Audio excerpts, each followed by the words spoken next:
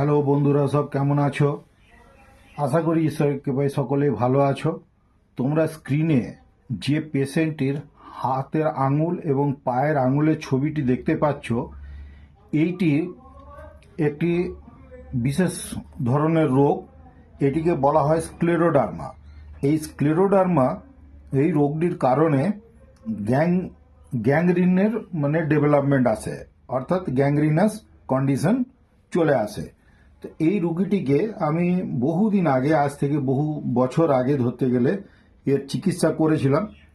তখনকার দিনে ভিডিও তো অত চলছিল না, তো যাই হোক, আমি ফটোটি তুলে রেখেছিলাম, আজকে অ্যালবাম থেকে পেলাম, তো তাই ভাবলাম যে এটা নিয়ে একটু আলোচনা করা যাক। এই রুগীটিকে আমি ভালো করেছিলাম, ভালো হবার ছবিটা আর এই মুহূর্তে খুঁজে পেলাম না। যাই হোক, এই পরিস্থিতিতে এসছিল। তবে সব আঙুলগুলোকে যে ভালো করে দিতে পেরেছিলাম এমনটা নয়। কতগুলো আঙুল ভালো হয়েছিল, এক দুটো আঙুল তার মধ্যে আর ভালো হয়নি। কিছুটা ওর গ্যাংগ্রিনের কারণে ওর যে টিস্যু ঝরে পড়েই গেছিল, কিন্তু এক দুটো আঙুলকে আমি বাঁচাতে পেরেছিলাম। তো সেটাও একটা সেই সময়কার হিসাবে গ্রেট অ্যাচিভমেন্ট ছিল আর কি। তো সেই কারণে ভাবলাম যে এটা ভিডিওর মাধ্যমে একটু শেয়ার করি। তো এইটা আমার যে খুব বড় কৃতিত্ব তা আমি বলবো না। এটি আমাদের হোমিওপ্যাথিক ওষুধ আছে, অনেকগুলি ওষুধ আছে।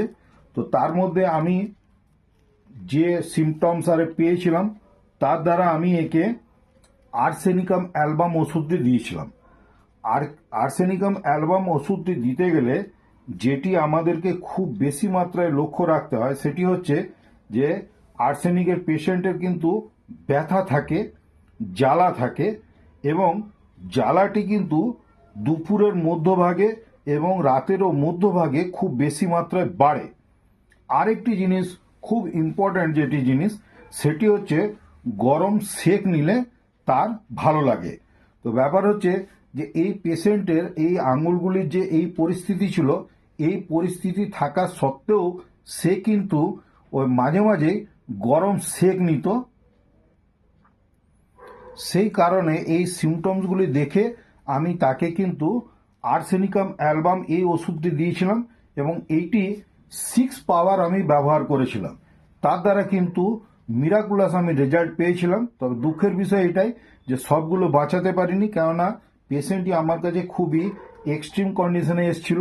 ওটা দেখতেই পাচ্ছ যে তার টিস্যুগুলো সমস্ত মৃতপ্রায় হয়ে গেছে এবং খসে পড়ার মতন। পায়ের আঙুলের একটি, আমি যখন রুগীটিকে দেখেছিলাম তখন অলরেডি একটি খসে পড়ে গেছিল, ডান দিকের পায়ের মাঝের আঙুলটা, সেটাও দেখতে পাচ্ছ। তো যাই হোক, এই ধরনের যদি রুগী আসে, স্ক্লেরোডার্মার কারণে গ্যাংগ্রিনাস গ্রোথ যদি হয়ে যায়, এই টাইপের যদি রুগী আসে, তাহলে কিন্তু আমরা আমাদের হোমিওপ্যাথিক ওষুধের দ্বারাও চিকিৎসা করতে পারি, যদি হোমিওপ্যাথিক ওষুধটি সম্পর্কে যদি সঠিক আমাদের নলেজ থাকে। তো আর্সেনিকাম অ্যালবাম দিয়ে এটি কাজ করেছিলাম আমি। তবে সব রুগী যে আর্সেনিকাম অ্যালবাম দিয়েই ভালো হয়ে যাবে এটা কিন্তু নাও হতে পারে। তার জন্য আরও আলাদা আলাদা অনেক ওষুধই আছে আমাদের, যেমন ইচনেসিয়া আছে, কার্বোভেজ আছে।